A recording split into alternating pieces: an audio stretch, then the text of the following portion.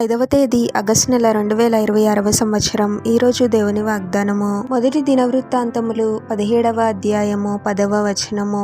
నీ పగవారినందరినీ నేను అణచివేసెదను.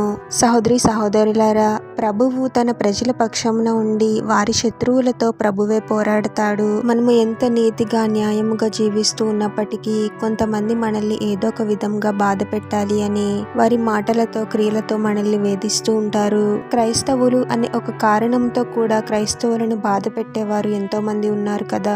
మనకు తెలియకుండా మన వెనుక మన గురించి మాట్లాడుతూ తప్పుగా ప్రచారం చేస్తూ మనకు చెడు చేయాలని ఎవరు ప్రయత్నించినా మనకు తెలియకపోవచ్చు, కానీ ప్రభువు అన్నీ చూస్తూనే ఉంటాడు. ఒకవేళ మీరు ఇప్పుడు అటువంటి పరిస్థితిలో ఉన్నారేమో, మీ శత్రువులు మీపై అధికారం చేస్తూ మిమ్మల్ని బాధ పెడుతూ ఉండవచ్చు.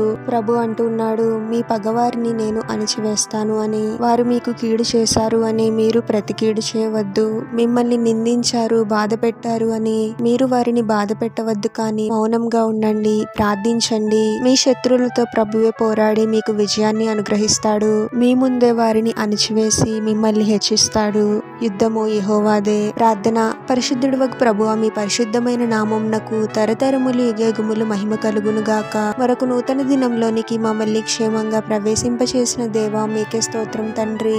ఎవరెవరు వారి మాటల చేత క్రియల చేత మమ్మల్ని బాధ పెడుతూ నిందిస్తూ అవమానిస్తూ ఉన్నారో సమస్తమును ఎరిగిన దేవుడవు తండ్రి. వారికి ప్రతి కీడు చేయడం, మమ్మల్ని దూషించారు అని మేము కూడా వారిని దూషించే వారముగా ఉండకూడదు, కానీ మౌనముగా ఉంటూ మీ సన్నిధిలో మీ సహాయం కోసము కనిపెట్టాలి ప్రభువా. మీరు మా పక్షంలో ఉండండి ప్రభువా. మాకు వ్యతిరేకమైన ప్రతి పరిస్థితితోనూ మనుషునితోనూ మీరే పోరాడి మాకు విజయాన్ని అనుగ్రహించమని ఈ ప్రార్థనలో ఏకీభవిస్తున్న ప్రతి ఒక్కరిని పేరు పేరున దీవించి ఆశీర్వదించి అభిషేకించమని, వారు చేసే ప్రతి పనిలో మీరే వారికి తోడుగా ఉండి వారిని అన్ని కీడుల నుండి అపాయముల నుండి మీరే వారిని రక్షించమని ఈ మా మనవులన్నీ యేసుక్రీస్తు వారి పరిశుద్ధ నామంలో అడిగి వేడుకొనుచున్నాము తండ్రి. ఆమేన్.